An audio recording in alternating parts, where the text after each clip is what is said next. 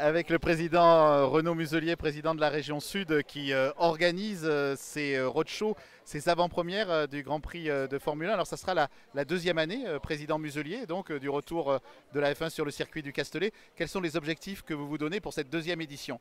Eh bien, écoutez, avoir le même succès que l'an passé au niveau de la course, qui a été parfaitement réussi et reconnu comme tel. Améliorer les accès, parce que là, il y a une vraie carence et manifestement, il y a des efforts conséquents qui ont été faits. Avoir les tribunes pleines, avoir donc un très beau spectacle. Et bien sûr, en amont, avant la course, faire 8 roadshows ici sur l'ensemble de la région pour amener la Formule 1 dans la vraie vie.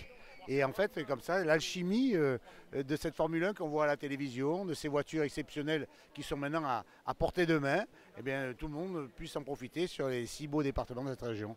Dans quelques secondes, Nico Hülkenberg, le pilote Renault, va passer derrière vous, devant l'hôtel de ville de Salon de Provence. Alors, une petite question taquine. Pour le président de la COP 21, mettre comme ça des Formule 1 dans le centre des villes, c'est bien raisonnable en matière de bruit et de consommation électrique et surtout de consommation d'énergie? Bah écoutez, la Formule 1 fonctionne, les voitures continuent à tourner et il me semble quand même que les 70 millions de personnes qui ont vu la région Provence-Alpes-Côte d'Azur sur le circuit du Paul Ricard, dans cette première région de France en termes de tourisme, dans ce plus beau pays du monde, eh bien je crois que c'est quelque chose de très positif pour l'économie. Vous avez les magasins qui sont pleins, vous avez là entre 12 et 15 000 personnes d'après ce que j'ai compris. Ça c'est une activité qui est une activité économique de tourisme et ce n'est pas incompatible avec cette région qui a une cope d'avance. C'est votre politique de faire que les grands événements bénéficient en fait à l'ensemble de la région parce que du coup vous faites participer en effet le Vaucluse, le Var bien entendu, les Bouches-du-Rhône, les Alpes-Maritimes et les départements alpins à cette opération. L'idée, c'est que tous ceux qui peuvent se déplacer à proximité de chez eux, il y en aura eu 2 dans les Bouches-du-Rhône, à Château-Renard à Salon, Il y a même Aix-en-Provence. il y a même Aix, il y a 3.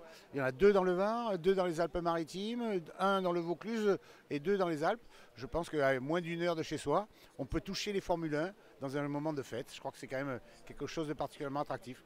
Vous êtes passionné de sport, rencontrez des gens comme Alain Prost, pardon, c'est l'anagramme du mot sport, mais ça tombe très bien, ou bien des gens comme Nico Hülkenberg, c'est toujours un plaisir pour le président de la région Sud? Oui, j'ai reçu les championnats d'Europe de karaté la semaine dernière. On va faire la voile la semaine prochaine.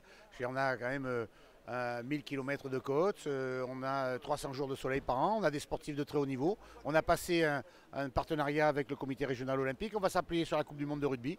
Je pense que le sport sont des valeurs fondamentales. C'est le respect de l'adversaire, le respect des règles, le respect de l'arbitre, arriver à se dominer, se contrôler et par l'échec se dominer pour gagner encore plus le coup d'après. Donc ça a des valeurs qui me plaisent, oui. On va vous laisser apprécier le spectacle de ces Formule 1 dans les rues de Salon de Provence. Merci Monsieur le Président.